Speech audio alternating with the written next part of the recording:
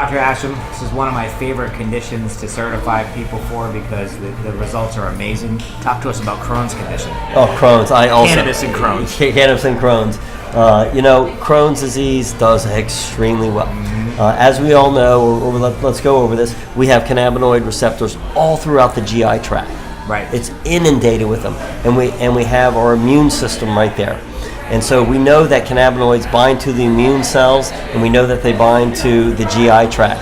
And also with Crohn's disease, we have inflammation. Right. And we know that cannabis is an anti-inflammatory.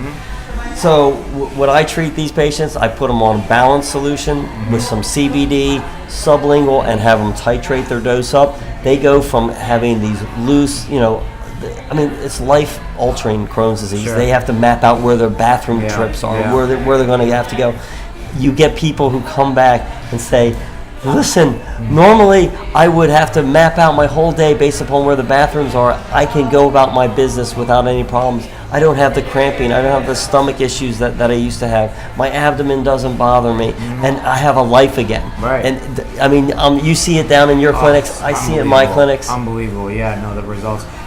A common question that does come up is, what about delivery methods? What delivery method would you recommend? Because for obvious Crohn's, you think, well, wouldn't a capsule be good because it's going into the gut, and then also a suppository when it's going the other way? So, suppositories, by the way, they're very rapidly absorbed, and they're going to go systemically. And they don't get you high, right? Because it doesn't go through your liver. Right. Okay. Right. Not as high because it doesn't go through the liver. Okay. But orally, the benefit of oral is this, and that comes into play when we talked about glaucoma. Also, you get a prolonged duration of action. Okay. So you probably would like to have that. But what I first try to do is I test them out sublingually to really find out what the daily dose requirements are, and then convert them over to oral. I think that's a bit easier because you're playing a game when you do oral, especially patients that have not been exposed to cannabis.